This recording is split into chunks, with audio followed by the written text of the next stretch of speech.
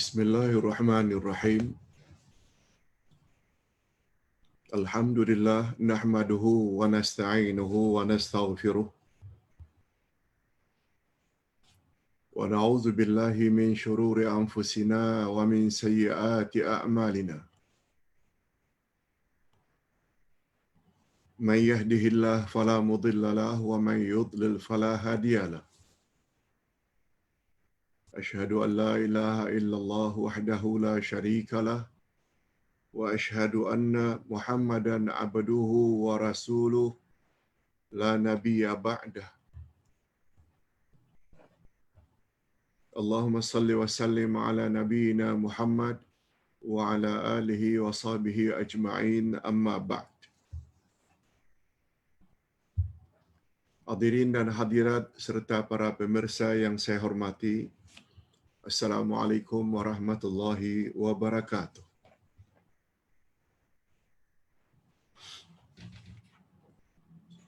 Alhamdulillah, kita bersyukur kehadirat Allah Azza wa Jalla. Berkat taufiknya kita dapat meneruskan lagi majlis ilmu kita dengan kitab Ke Arah Memahami Al-Quran dan Al-Hadis.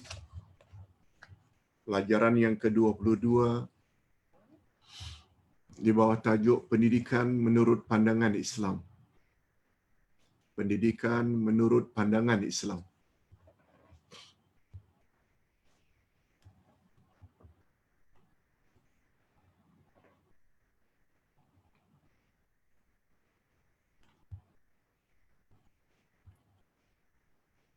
Untuk membahas bab ini, kita bawa satu hadis Nabi sallallahu alaihi wasallam yang diriwayatkan oleh Al-Hakim dan Abu Dawud. Qala Rasul sallallahu alaihi wasallam, muru auladakum bis salah wa hum abna'u sab'i sinin wadribuhum 'alaiha wa hum abna'u 'ashar wa farriqu bainahum fil madaji'. Artinya, telah bersabda Rasulullah sallallahu alaihi wasallam,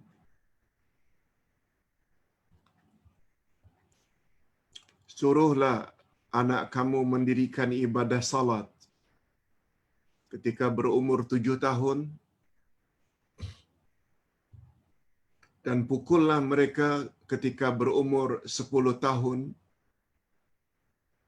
Jika masih enggan mendirikannya, dan pisahkanlah tempat tidur mereka. Pisahkanlah tempat tidur mereka.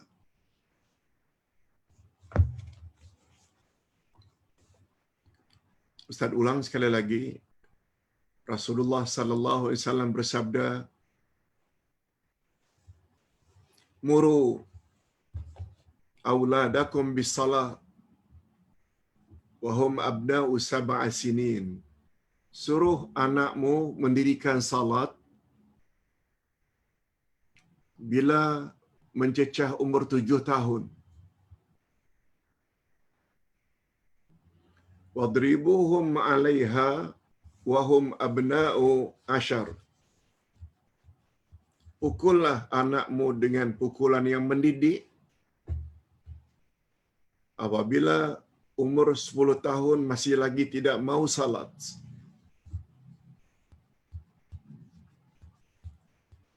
Wa farriqu bainahum fil madaji'.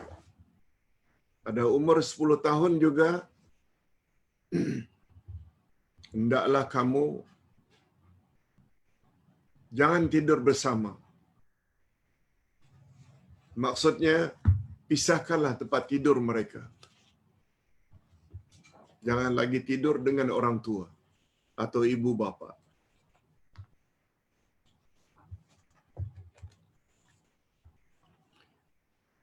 Sekarang kita berpindah kepada syarah al-hadis. Sebagaimana kita sama-sama maklum,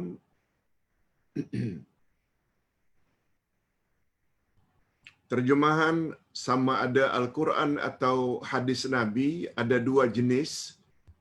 Terjemahan pertama namanya terjemah harfiah. Kita dah jelaskan atau kita dah terjemahkan secara harfiah. Terjemah yang kedua disebut dengan terjemah maknawiyah. Yang kalau dalam ilmu tafsir dipanggil dengan tafsir Al-Quran, dan di dalam ilmu hadis dipanggil dengan syarah. Syarah hadis.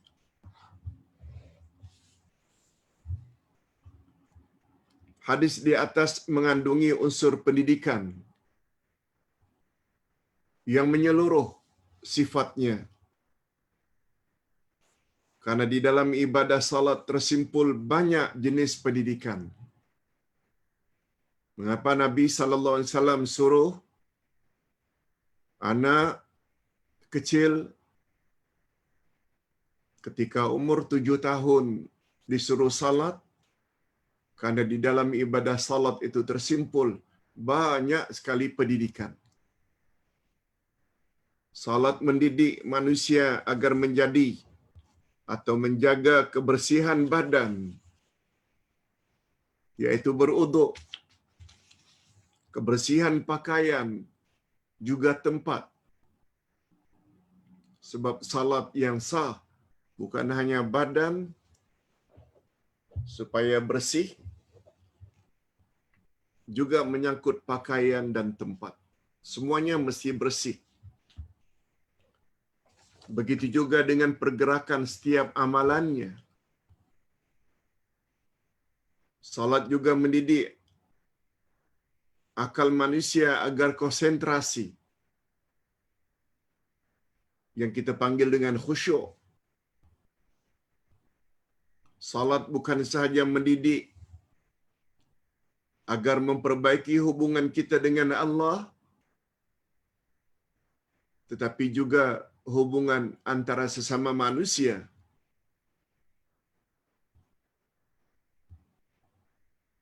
Sebab kita disuruh agar salat berjamaah. Salat yang sempurna dapat mencegah manusia dari perbuatan mungkar dan maksiat.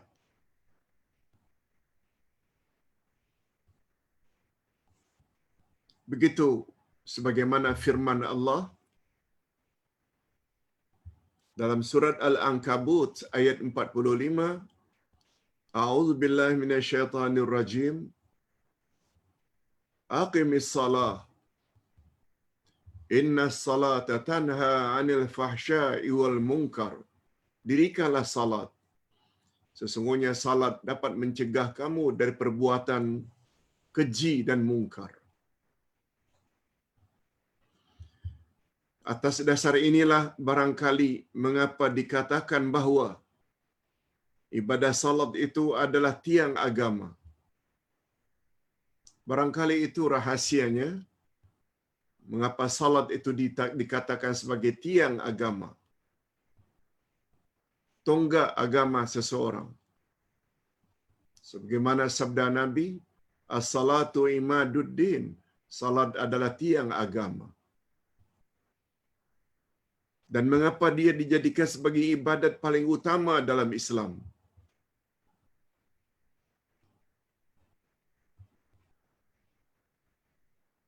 Ibu bapa wajib menyuruh anak mereka mendirikan salat sejak berumur 7 tahun dan memukul dengan pukulan mendidik tanpa cedera. Kalau sudah berumur 10 tahun tetapi masih tidak mau mendirikan salat,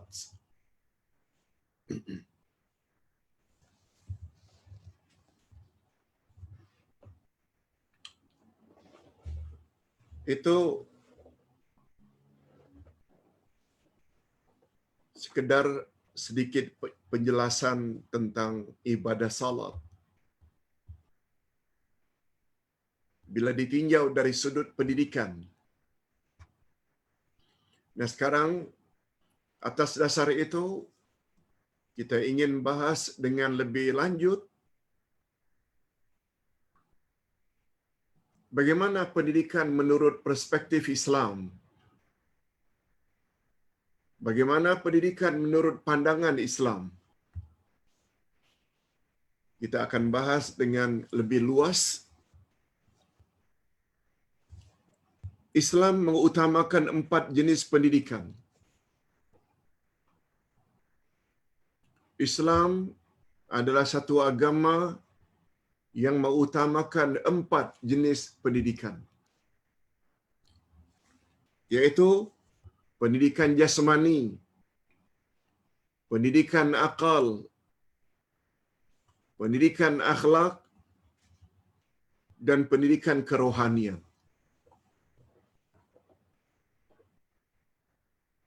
Di dalam Islam,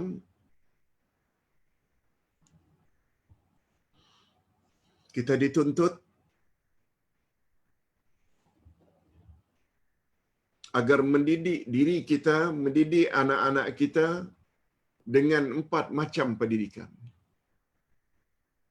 Bukan jasmani saja, tapi juga akal perlu dididik.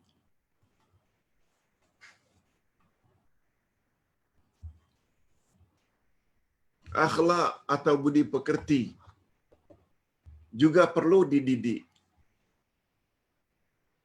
Kerohanian, jiwa kita juga perlu dididik. Jadi semuanya ada 4 jenis pendidikan yang akan kita bahas insya-Allah satu demi satu sebentar lagi.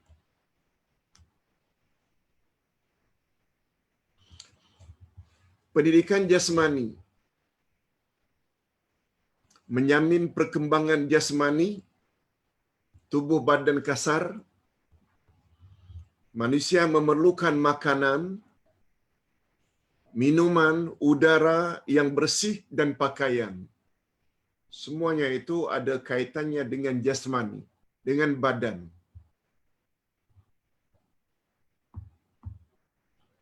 Sebagaimana juga untuk kesihatan jasmani, mereka memerlukan kepada riyadhah dan sukan. Riyadhah, exercise, latihan demi latihan, sehingga kita namakan dengan latihan jasmani. Olahraga, semuanya itu berkaitan dengan pendidikan jasmani. Perlu. Badan perlu sehat. Pendidikan akal. Karena manusia beza dengan binatang. Manusia tidak cukup sekedar menyehatkan badan dengan makan, minum,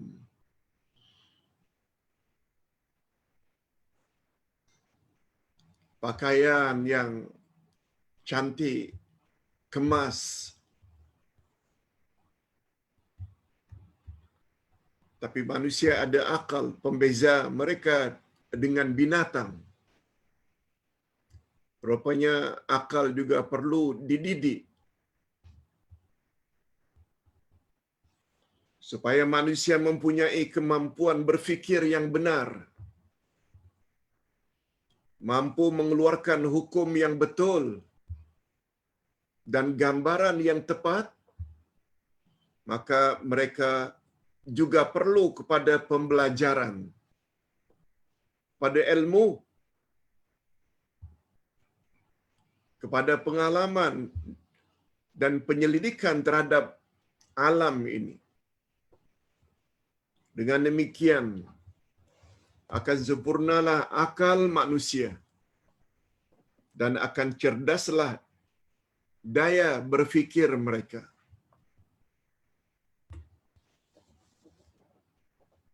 Itu sebabnya badan yang sehat karena makan, minum, olahraga, senam yang baik tidak cukup. Tapi manusia juga perlu kepada akal minda yang cerdas, minda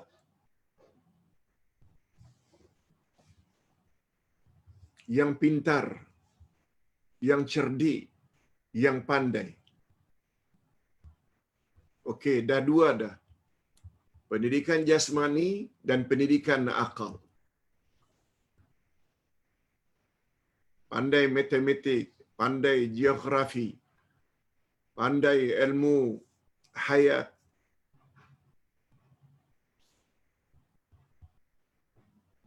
Tapi masih lagi belum cukup. Walaupun tinggi kelulusannya sampai ke universiti. Tapi Islam memandang perlu lagi pendidikan yang ketiga, iaitu pendidikan moral, pendidikan akhlak, pendidikan budi pekerti. Manusia sangat memerlukan kepada pendidikan moral atau akhlak agar mereka boleh memiliki akhlak yang mulia. Dan pada dasarnya undang-undang akhlak ini bukanlah dicipta oleh manusia, tetapi ia adalah ketetapan daripada Allah. Pendidikan akhlak adalah pendidikan yang ditetapkan oleh Allah Subhanahu wa taala untuk membezakan mana akhlak yang baik dan mana pula akhlak yang buruk.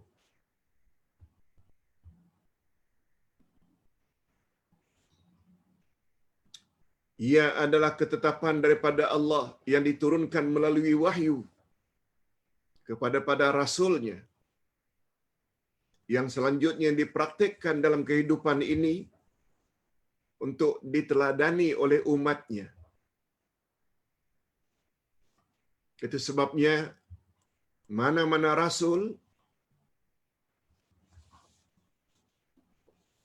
mesti dipilih oleh Allah Subhanahu wa taala insan yang akhlaknya relatif lebih mulia, lebih baik berbanding yang lain-lain dari kalangan umatnya. Akhlak.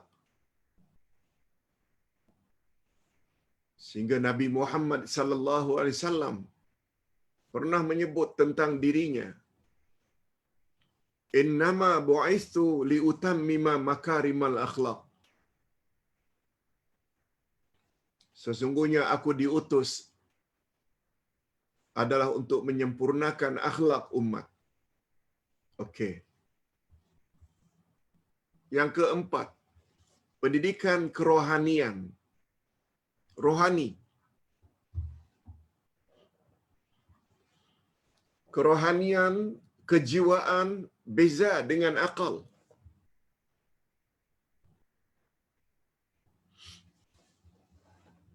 Kalau akal itu banyak berdasarkan pemikiran, tapi kerohanian dia lebih kepada kejiwaan. Jiwa, hati. Jika dibandingkan dengan jenis-jenis pendidikan yang lain, maka pendidikan kerohanian adalah cabang pendidikan yang lebih rumit dan lebih sulit. Pendidikan rohani adalah lebih sulit dan rumit sebab roh sesuatu yang tidak nampak. Pendidikan kerohanian memerlukan undang-undang khusus. Para pendidik yang khusus. Karena rohani adalah sesuatu yang tidak nyata. Dan lebih-lebih lagi, roh adalah urusan Allah Subhanahu wa taala.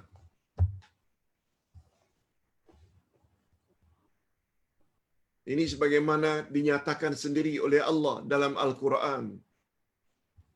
Yas'alunaka 'anir ruh. Qulir ruhu min amri rabbi. Maka mereka bertanya kepadamu tentang roh. Dan jawablah wahai Muhammad kepada yang bertanya, sesungguhnya roh adalah urusan Tuhanku. Jadi macam mana nak mendidik rohani?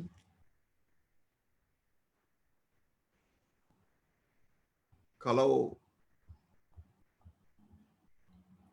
rohani itu tidak ikut panduan daripada yang maha mengetahui, yakni Allah Azza wa Jalla.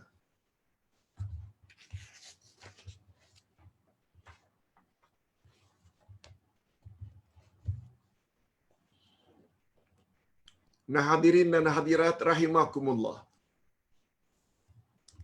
Jadi pada dasarnya, pendidikan dalam Islam ada 4 jenis.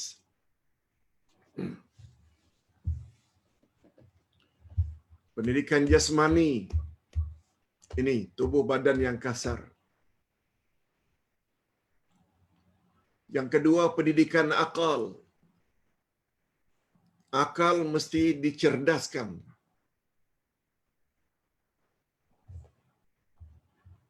Tidak cukup untuk menjadi insan yang baik, badan sihat, berkelulusan tinggi, karena pintarnya, karena bijaknya dalam berfikir, walau mendapat keputusan cemerlang dalam setiap exam. Tapi berapa banyak orang yang gagah, kelihatannya handsome dengan kod, ada PhD, ada master, tapi rasuah.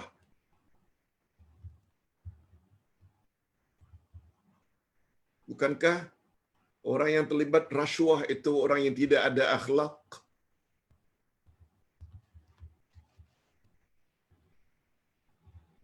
Di mana akhlaknya?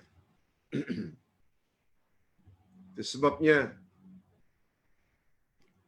untuk jadi insan, khasnya muslim muslimat, mukmin mukminat yang sempurna, mereka perlu tambah 2 lagi pendidikan. Pendidikan akhlak dan pendidikan rohani. Islam adalah satu agama yang memperhatikan, yang mengambil berat terhadap keempat-empat jenis pendidikan tadi.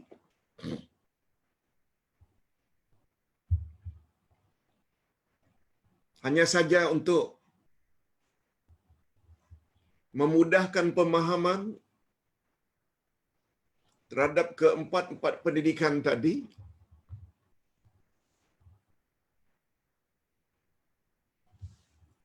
kita mesti bagi yang 4 ini menjadi 2 kelompok. 4 pendidikan tadi menjadi 2 kelompok. Kelompok yang pertama, gabungan antara pendidikan jasmani dengan akal. Itu satu kelompok. Kelompok pendidikan yang kedua, yaitu gabungan antara pendidikan akhlak, moral dengan pendidikan rohani. Kita jadikan dia menjadi 2 kelompok karena hubung kait antara yang satu dengan yang kedua sangat dekat. Sebagaimana kaitan antara pendidikan yang ketiga dan yang keempat juga sangat dekat. Dengan kata lain,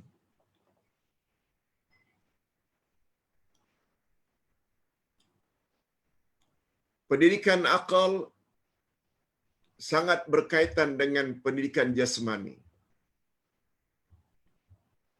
Sehingga ada istilah akal yang sehat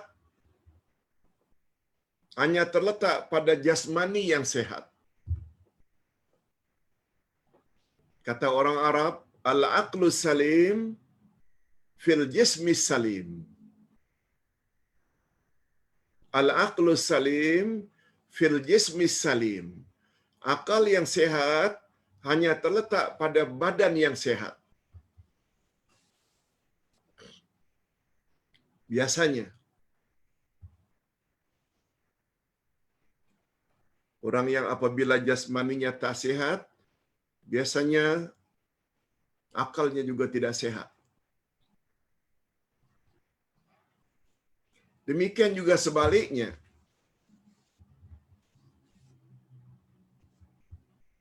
Akhlak atau budi pekerti atau moral seseorang, tingkah laku, dia sangat tergantung sampai di mana baik tidaknya rohani orang tersebut. Dia sangat tertakluk baiknya akhlak seseorang dengan hatinya dan jiwanya yang baik. Nanti kita akan jelaskan dengan lebih lanjut. Kita baca dulu. Manusia terdiri dari dua unsur. Manusia dinamakan manusia selagi ada dua unsur, jasmani dan rohani.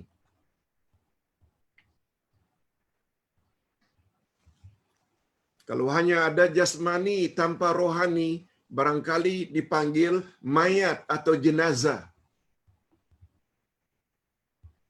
Kalau hanya ada rohani tanpa jasad, barangkali dipanggil jin, barangkali dipanggil malaikat, barangkali dipanggil hantu. Sebab jasadnya tak ada, roh saja. Oleh sebab itu manusia dipanggil manusia selagi bergabung antara jasmani dan rohani. Oleh sebab itu supaya manusia boleh hidup sempurna, maka mereka mestilah memberi perhatian yang seimbang kepada kedua-dua unsur tersebut. Unsur jasmani dan unsur rohani. Jika terdapat kepincangan dalam hal ini, maka akan pincang pula lah kehidupan seseorang. Dua-dua mesti diambil berat atau diambil kira. Walaupun roh adalah sesuatu yang gaib, tetapi kita boleh membuat perbandingan antara roh dengan jasmani yang nyata ini. Umpamanya untuk mendapat jasmani yang sehat, kita perlu kepada makanan yang berkhasiat.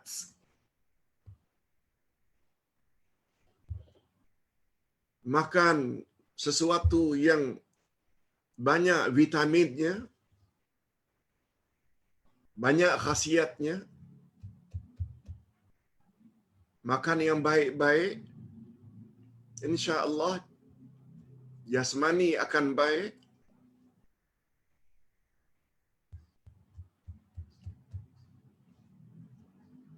Kita tidak boleh makan sembarangan. Makanan yang berkhasiat tidak boleh direka-reka sendiri, tetapi mestilah ditanya kepada pakar pemakanan. Betul tak?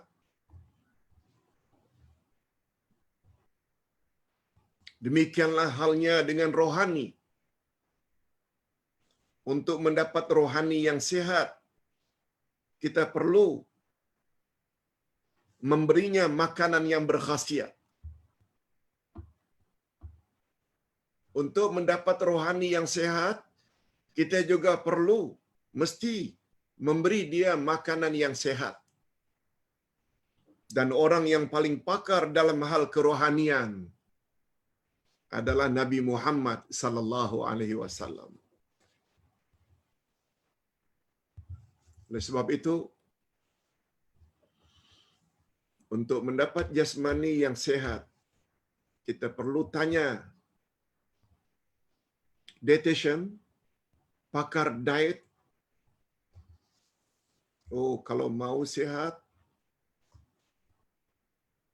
makan buah-buahan, makan sayur mayur, makan daging, makan ikan, makan nasi, makan roti. Jasmani akan sehat. Kita tidak boleh akali sendiri. Mesti tanya kepada pakar dalam hal pemakanan yang kita panggil dengan dietitian, yaitu pakar diet. Demikian juga halnya apabila ingin mendapat kesehatan dalam rohani, kita mesti tanya kepada orang yang pakar dalam hal kerohanian. Dan tentu saja bagi kita umat Nabi Muhammad sallallahu alaihi wasallam, umat akhir zaman, insan itu bernama Muhammad bin Abdullah, rasul yang terakhir. Sebabnya Allah Subhanahu wa taala sebut dalam Al-Quran ayat 21 dari surat Al-Ahzab, laqad kana lakum fi rasulillahi uswatun hasanah, adalah Rasulullah itu bagimu adalah contoh teladan yang terbaik. Sebab beliau mendapat bimbingan langsung daripada Allah. Baginda pernah menyebut tentang dirinya, Addabani Rabbi fa ahsana ta'dibi. Yang mengajar aku adab, akhlak, sopan santun adalah Tuhanku. Dan Tuhan, yakni Allah, adalah sebaik-baik yang membentuk adabku.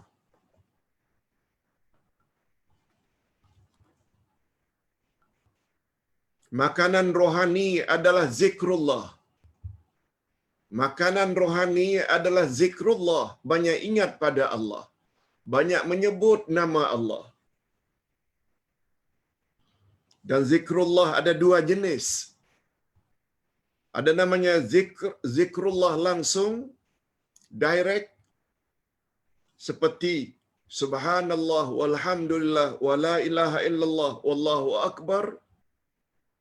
Itu namanya zikir langsung kepada Allah. Yang kedua, zikir tidak langsung, indirectly, yaitu segala bentuk amal ibadat yang kita lakukan seperti salat, seperti puasa. Ini semua mendidik rohani. Zakat, haji, bersilaturahim, berbuat ihsan kepada kedua ibu bapa dan lain-lain. Jadi zikir ada dua jenis. Ada zikir langsung kepada Allah, subhanallah walhamdulillah wa la ilaha illallah, dan lain-lain. Ada zikir yang tidak langsung, indirectly. Semua jenis ibadat yang disuruh oleh agama, termasuk puasa, termasuk sahur, termasuk berbuka, termasuk tadarus, termasuk ihsan pada ibu bapa, termasuk suka membantu orang lain, seperti iftar, untuk memiliki rohani yang benar-benar sehat, untuk memiliki rohani yang benar-benar sehat, kedua-dua jenis zikrullah di atas, sama ada zikir langsung atau zikir tidak langsung, hendaklah berpandukan bimbingan Rasulullah sallallahu alaihi wasallam, karena bagindalah orang yang paling pakar dalam hal kerohanian. Itu sebabnya kita selalu sebut ikut sunnah Rasul, ikut sunnah Rasul. Karena kalau benar-benar ingin memiliki rohani yang baik. Mensucikan rohani bukanlah dengan cara bertapa, sebagaimana anggapan setengah-setengah manusia. Bertapa 40 hari. Tidak boleh makan apa-apa kecuali daun kering. Bertapa di dalam gua sambil berpuasa, tidak makan kecuali daun-daun kering. Renunglah kisah Nabi sallallahu alaihi wasallam dengan Abu Israel yang bernazar dengan cara berdiri di tengah-tengah panas, tidak bercakap sambil berpuasa. Baginda suruh Abu Israel agar duduk, berlindung, bercakap. Adapun puasa disuruh agar meneruskannya hingga ke petang.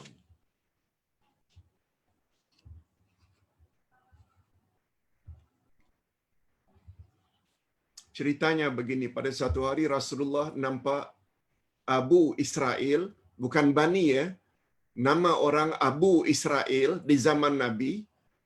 Nabi lihat berdiri di tengah-tengah panas. Orang lalu lalang menegur, dia tidak mau cakap. Tidak mau berpayung.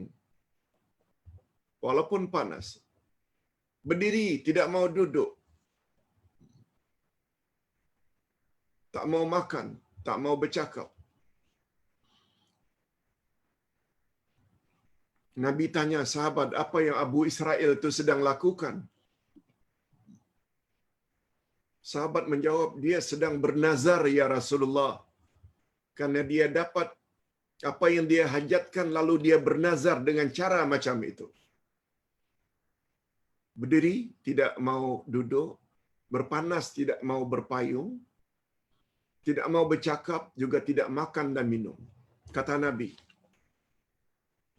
suruh Bani Israel berlindung di tempat yang teduh.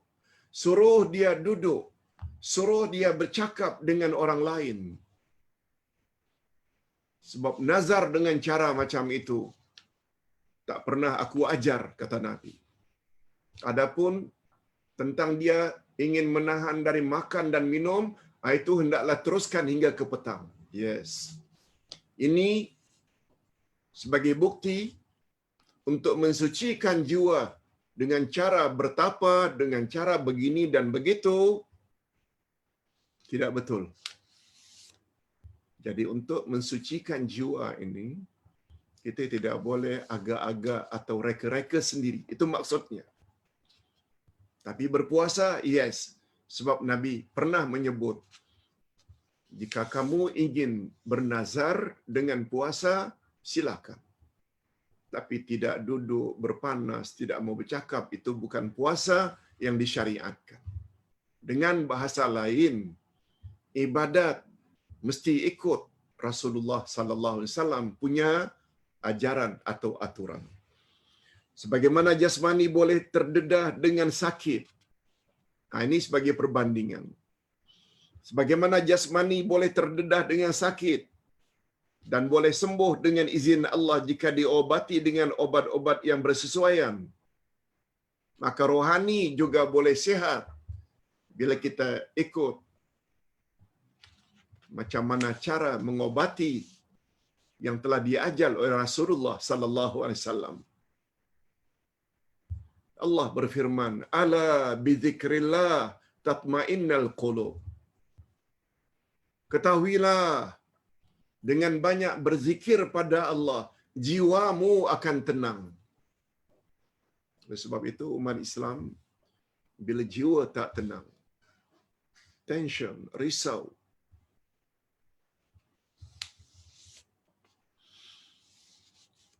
banyak-banyak berzikir pada Allah. Sama ada zikir langsung,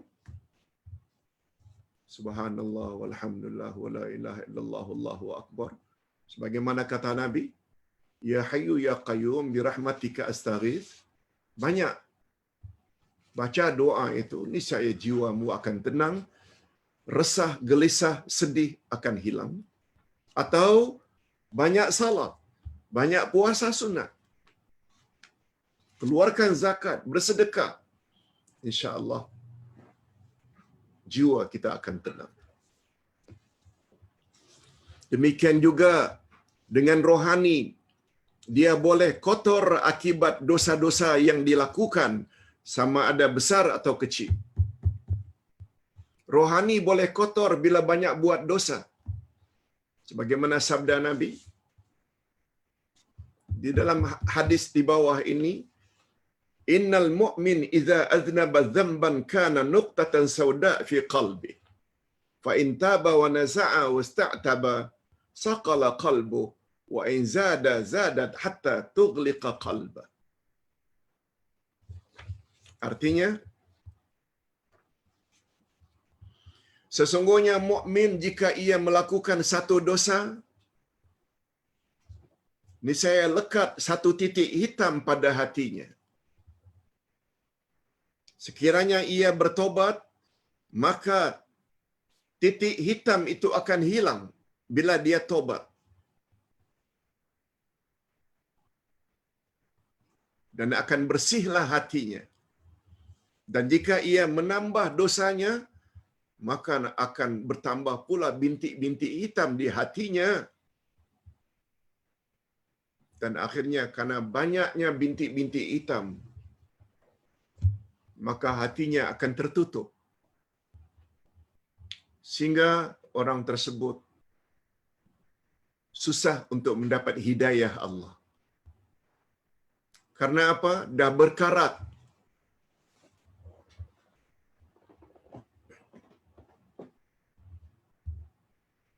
Itu sebabnya semalam kalau tak salah atau 2 hari yang lalu Ustaz ada sebut tentang bab yakin. Rasulullah sallallahu alaihi wasallam bersabda, "Hei sekalian manusia, jangan lupa pelajaran semalam. Hei sekalian manusia, tidak ada pemberian Allah Subhanahu wa taala yang paling baik diberikan kepada manusia selagi di dunia ini melebihi daripada kesejahteraan dan keyakinan. Oleh sebab itu, kalau nak minta, mintalah kedua-duanya. Iaitu selamat. Sebab semalam kita bahas nama Allah As-Salam, keselamatan dari segala keaiban. Dan yang kedua, keyakinan. Sehingga semalam Ustaz ada sebut kata-kata Abu Bakar As-Siddiq radhiyallahu anhu. Masih ingat atau sudah lupa? Az-zulumatu khamsun wasurujulaha khamsun. Gelap ada 5 dan pelita yang meneranginya juga ada 5. Ustaz sebut secara singkat. Dunia ini gelap. Pelita yang meneranginya adalah takwa. Sebabnya, kalau ingin selamat di dunia, jadilah insan yang bertakwa. Insan yang bertakwa, panduan utamanya adalah Al-Quran dan Sunnah Nabi. Ini Allah sebut pada ayat 2 dan 3 dari surat Al-Baqarah. Zalikal kitabul la raiba fi hudal lil muttaqin. Yang kedua, dosa adalah gelap, pelita yang meneranginya adalah tobat. Ini dia yang kita sebut. Sebab manusia bila buat dosa, hatinya akan kotor, ada bintik-bintik hitam. Bila dia tobat, hatinya akan bersih balik. Tapi apabila dia dosa demi dosa, tak tobat-tobat, akhirnya bertumpuk, akhirnya hatinya ditutup oleh bintik-bintik hitam. Nah, ketika itulah hidayah susah nak masuk ke hatinya. Na'udzubillah min zalik.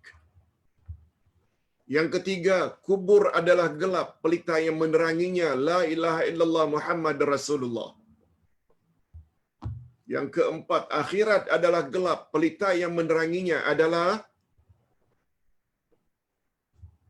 amal saleh. Akhirat adalah gelap, pelita yang meneranginya amal saleh. Nah, yang terakhir, titian siratal mustaqim juga gelap. Untuk menuju ke syurga, gelap. Pelita yang meneranginya yakin. Yakin. Dan yakin tidak akan dapat kita perolehi tanpa belajar, menambah ilmu. Dengan ilmu baru kita dapat yakin. Itu dia. Nah, sekarang sebagai kesimpulan, Ustaz dah sebut tadi, 4 jenis pendidikan tersebut. Jika mau kita kelompok, dia jadi 2 kelompok.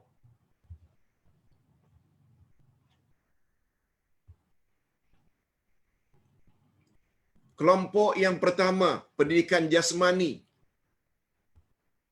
dan pendidikan akal. Kalau ditanya mengapa 2 pendidikan ini, jasmani dan akal, dijadikan satu kelompok, tadi kita dah jawab. Seperti pepatah orang-orang Arab, al-aqlus salim fil jismis salim. Akal yang selamat, sejahtera, biasanya terletak pada jasmani, badan yang sejahtera, yang sehat. Kelompok yang kedua, pendidikan rohani dengan pendidikan akhlak. Sebab akhlak dengan makna moral atau budi pekerti tidak akan baik bila rohani atau jiwa seseorang itu tidak baik. Apalagi Nabi Muhammad sallallahu alaihi wasallam pernah bersabda, "Inna fil jasadi mudghah." Di dalam tubuh setiap manusia ada seketul daging. Iza saluhat saluha sairu jasadi. Bila seketul daging itu elok, maka eloklah seluruh tubuhnya. Wa iza fasadat fasadal jasadu kullu. Dan apabila seketul daging itu rosak, tak elok, maka tak eloklah seluruh tubuhnya. Ala wahiyal qalbu. Ketahuilah bahawa seketul daging itulah yang dipanggil dengan hati. Itu sebabnya bila hati itu senantiasa ingat kepada Allah,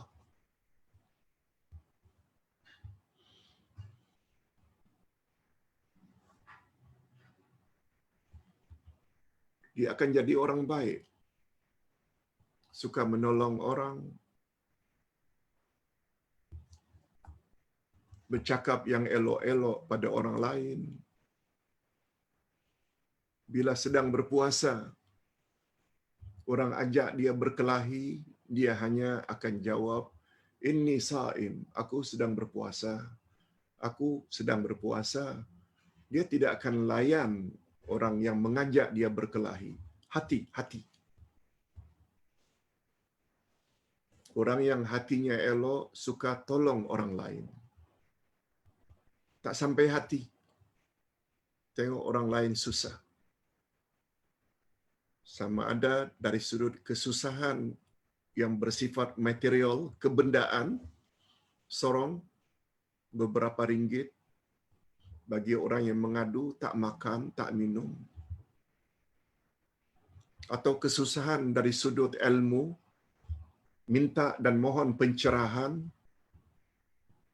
ditanya, disoal kepada orang yang dia rasa tahu untuk memberi pencerahan, dan orang tersebut tidak akan lokek, tidak akan bakhil, dia akan beri pencerahan semampu yang dia boleh. Semuanya ada kaitan dengan rohani. Dia tidak akan kata, "Apa aku akan dapat bila aku ajar kamu? Apa yang aku akan dapat bila aku beri kamu pencerahan?" Tak, hatinya berkata, "Tak mengapa, tak berterima kasih di dunia, tapi aku akan dapat ganjaran dari Allah di akhirat nanti. Apalagi Rasulullah sallallahu alaihi wasallam pernah bersabda, di hatinya ada kandungan sabda Rasul. Apa kata Nabi? Memberi ancaman. Apabila kepadamu ditanya tentang sesuatu yang kamu tahu jawabannya, lalu kamu tidak mau bantu, kelak di akhirat mulutmu akan dikekang dengan api neraka. Nah, karena jiwanya, hatinya senantiasa ingat itu, sehingga dia akan berusaha untuk menolong orang lain dengan apa cara pun yang dia termampu. Itu sebabnya dalam 1-2 hari lagi Ustaz akan war-warkan mohon pertolongan kepada semua jamaah di bawah tajuk bersama menyebar kebenaran. Bersama menyebar kebenaran. Sebab ingin bebas dari kerugian, kita tak cukup hanya punya iman, lalu amal untuk diri sendiri, kita ada kewajiban lain lagi, yaitu watawasau bil haq, berpesan-pesan dengan kebenaran. Mari kita berdakwah bersama sesuai dengan kemampuan. Lalu Ustaz nyatakan, para jemaah pernah bantu Ustaz untuk mencetak buku-buku yang Ustaz telah tulis. Dan Alhamdulillah, di beberapa negeri, Ustaz sudah kirim secara free kitab-kitab tafsir, kitab-kitab akidah, dan kitab-kitab agama lainnya. Free. Berdasarkan bantuan yang ibu-ibu, bapa-bapa bantu untuk mencetak buku-buku Ustaz. Ustaz sedang berhadapan dengan mencetak lagi buku-buku yang lain. Hanya saja, maklumlah pada hari ini, setiap percetakan kita perlu kepada deposit yang cukup besar. Ustaz tak mampu. Mari kita bersama, nanti Ustaz akan kirim, yaitu wakaf kitab. Jadi Ustaz dengan ilmu yang Ustaz ada, Ustaz tulis untuk mencetak dengan biaya yang sekian banyak, Ustaz tak mampu, untuk kita bagi secara percuma kepada orang-orang yang berhajat. Malah Ustaz berhajat, dalam minda Ustaz sudah terfikir, kalau boleh, di semua masjid dan surau ada kitab-kitab seperti Al-Asma'ul Husna, seperti Akidah 1, Akidah 2, Akidah 3, seperti beberapa juz Al-Quranul Karim, khasnya juz yang 30. Semua kita hafal juz 30, tapi tak tahu tafsirannya.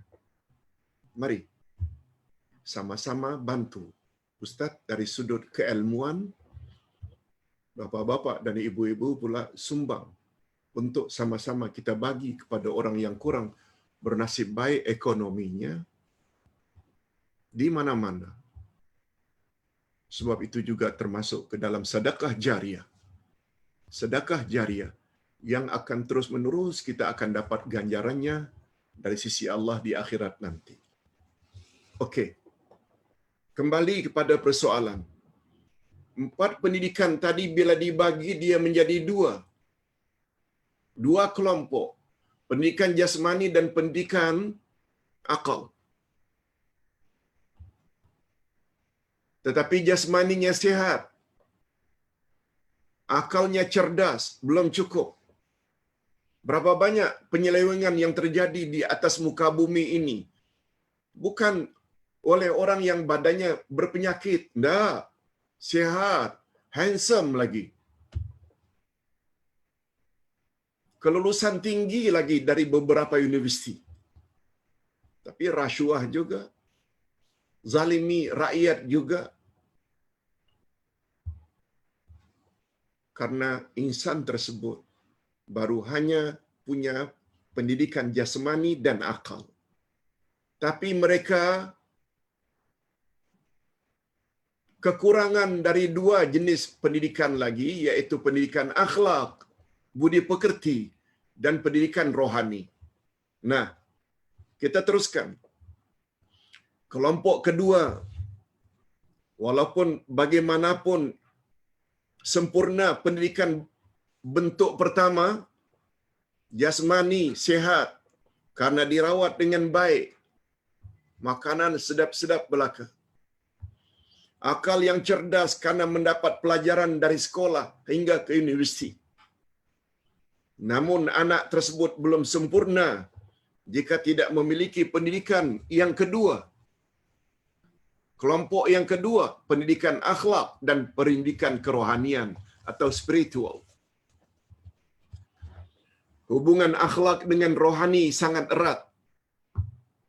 Pendidikan akhlak, budi pekerti dengan kerohanian sangat erat dan dekat.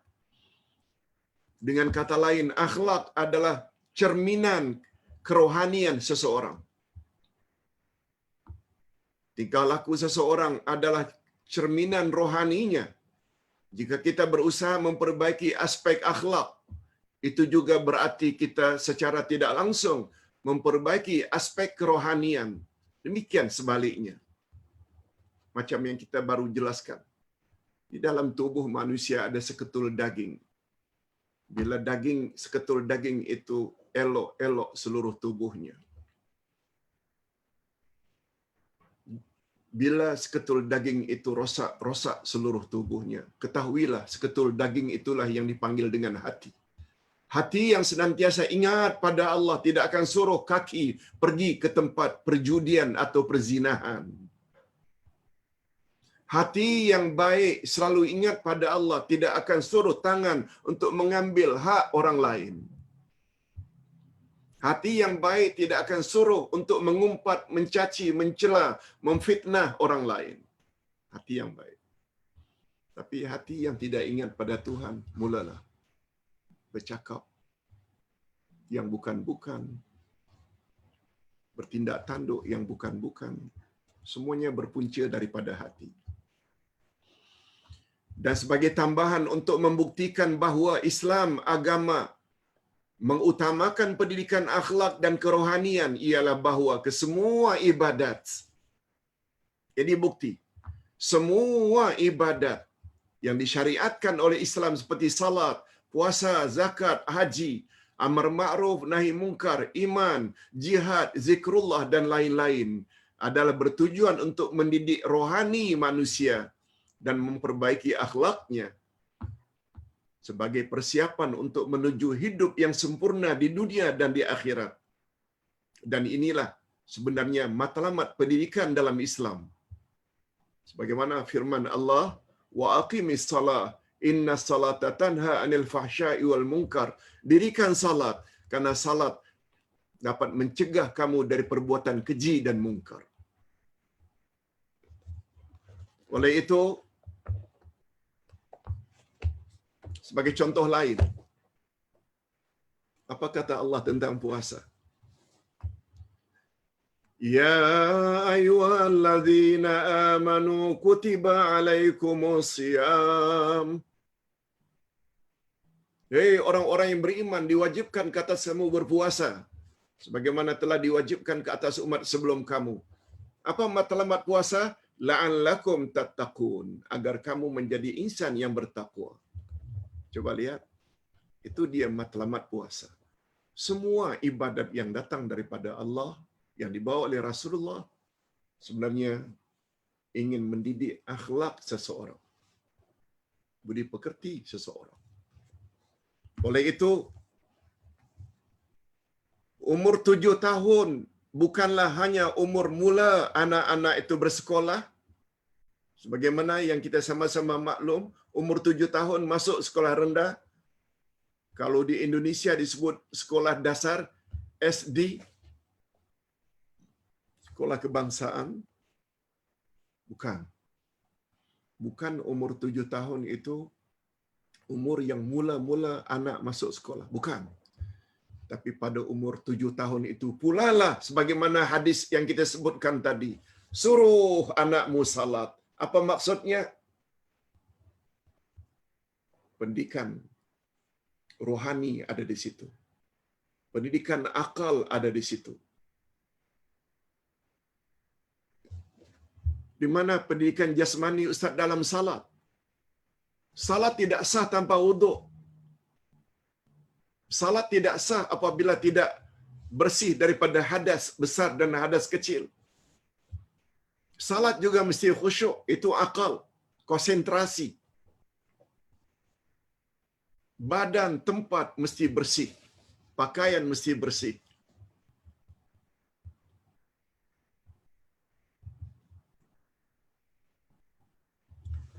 Peningkatan kadar jenayah akhir-akhir ini. Peningkatan kadar jenayah akhir-akhir ini membuktikan bahawa pendidikan jasmani dan akal saja belum menjamin kesempurnaan seseorang jika tidak diikuti dengan pendidikan akhlak dan rohani. Mereka yang terlibat dengan amalan rasuah, pecah amanah, bukanlah terdiri dari orang-orang yang tidak sehat badannya. No. Bukan juga orang yang tidak berpendidikan. Tidak. Tetapi karena ketiadaan pendidikan akhlak dan kerohanianlah yang menjadikan mereka menjadi sampah masyarakat. Orang yang rasuah bukan orang yang tidak handsome.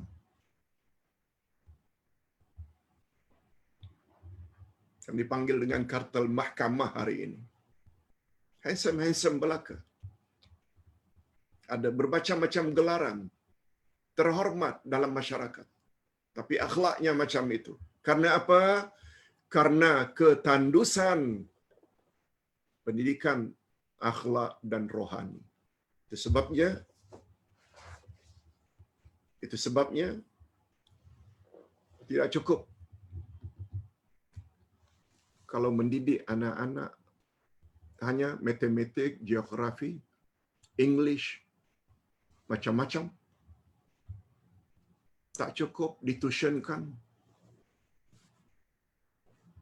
Tapi pendidikan agama tak dibagi. Pendidikan akidah anak, pendidikan ibadat anak, pendidikan moral, akhlak anak diabaikan. Tak cukup. Itu sebabnya perlu fikir hari ini pendidikan jasmani dengan akal tak cukup.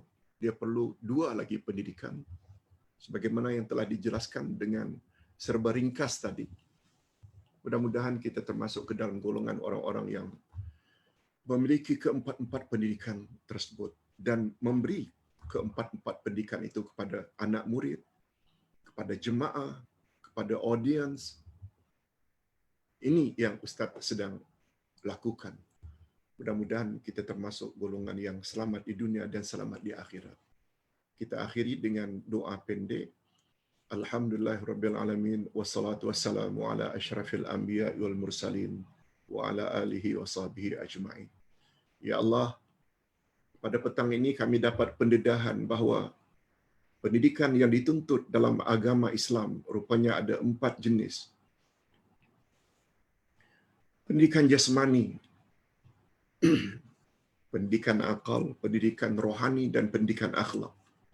Berilah kami kekuatan, Ya Allah, untuk memiliki keempat-empat pendidikan tersebut. Dan rupanya secara garis besarnya, keempat-empat pendidikan itu tersirat di dalam ibadah salat dan ibadat-ibadat yang lain. Oleh sebab itu, Ya Allah, berilah kami kemampuan untuk memiliki keempat-empat pendidikan tersebut dan menyampaikan keempat-empat pendidikan tersebut kepada anak cucu kami birahmatika ya arhamar rahimin. Ya Allah, ya Tuhan kami, masukkanlah kami ke dalam golongan orang-orang yang Engkau bebaskan daripada api neraka.